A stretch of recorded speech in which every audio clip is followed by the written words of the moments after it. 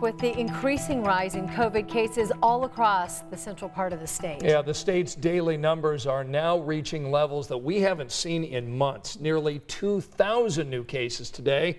Far right part of your screen gives you the exact number. Doctors have been blaming the rising numbers here in Indiana and across the country on this highly contagious Delta variant.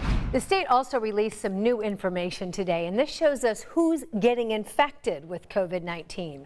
It turns out 98% of the cases reported since early this year have all been diagnosed in people who are not vaccinated against COVID-19. All right, let's talk about the vaccine. Moderna plans to seek full FDA approval of its COVID vaccine this month. And this news out today comes just as new research also is out, showing that Moderna's shot is highly effective for at least 6 months. The company says it's 93% effective 6 months after the second dose.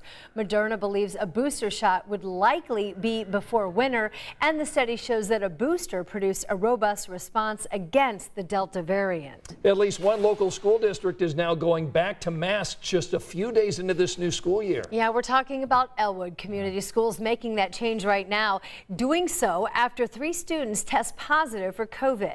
That's according to our partners tonight at the Anderson Herald Bulletin. The superintendent there says those 3 were among other students who tested positive for COVID. The superintendent go on to saying this proves that COVID is spreading in classrooms where masks are not worn.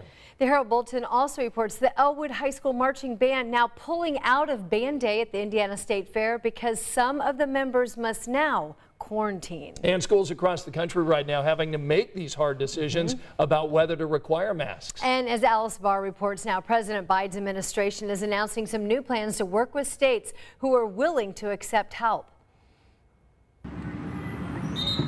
School is back in session in Atlanta today and in a growing number of districts across the country, just as COVID cases and hospitalizations among children are on the rise. I would have kept him home if I could have, but given what we do for professions, we can't. In Atlanta proper, masks are required, optional in some suburban districts. Schools in Florida reopen next week, and several districts are rebelling against the Republican governor's ban on mask mandates. Florida is seeing record hospitalizations, one of several southern states with low vaccination rates and surging cases. In fact, over the past 7 days, Florida and Texas have accounted for about 1/3 of new cases. In hard-hit Louisiana, 1 in 5 new COVID cases is among children. Arkansas experiencing a 690% increase in cases in children 12 and under. With this new Delta variant, we can see very clearly that children can be severely infected. The Biden administration announcing new steps to encourage kids 12 and up to get vaccinated through their pediatricians, back-to-school sports physicals, and pop-up clinics. And U.S. Education Secretary Miguel Cardona is reaching out to governors who ban mask mandates. Don't be the reason why schools are interrupted. Our kids have suffered enough. Let's do what we know works. As the nation suffers a 4th wave of COVID, a race to vaccinate and protect children. Another key priority, protecting people with health conditions that make them more vulnerable to COVID. One top health official today suggesting they may need a booster shot. In Washington, Alice Barr, NBC News.